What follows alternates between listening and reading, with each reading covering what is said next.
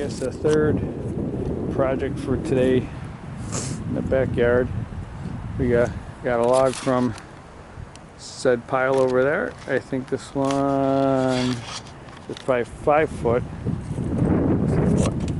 The intent is that we're trying to make stakes to mark the drainage.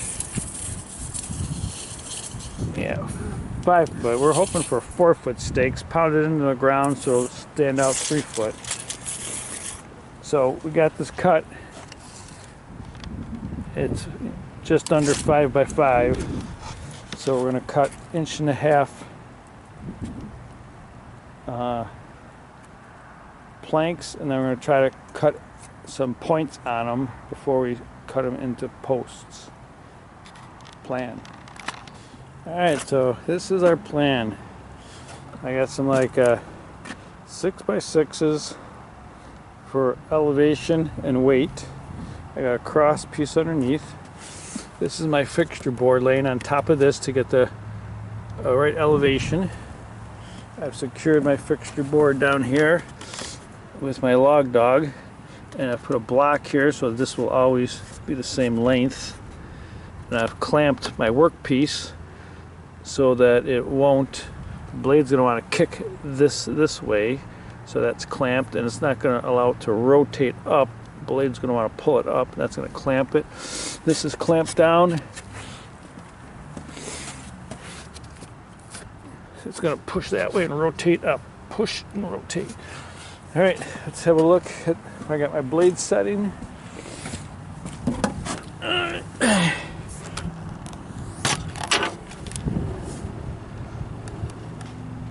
So that's, what are you thinking? Does that look about right?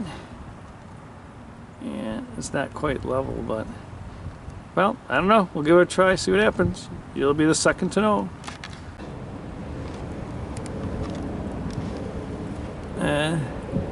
Not too bad. Let's have a look from the other side.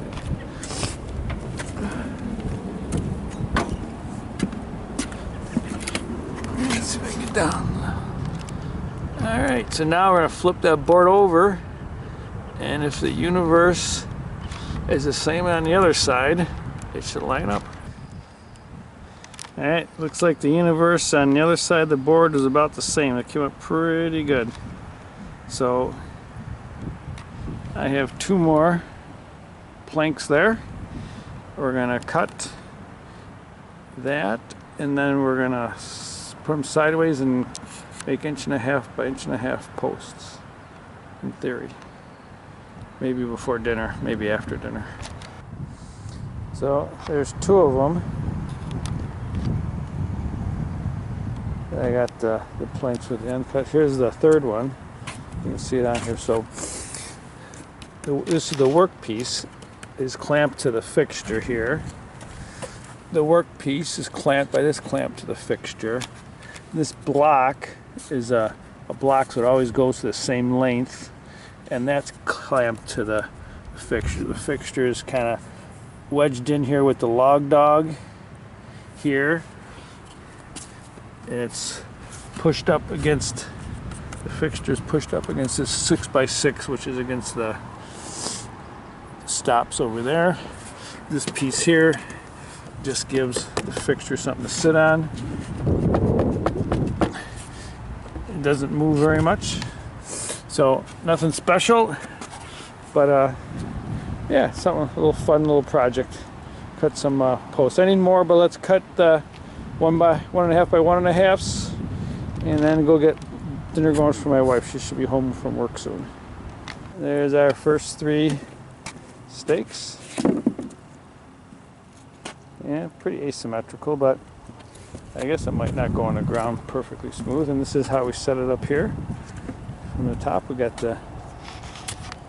this stacked 3 next to each other. We're going to make the final cut. We get 1 more cut, and then we'll have 3, 6, 9 stakes. There we go, 9 stakes. Let's have a look at the points on all of them.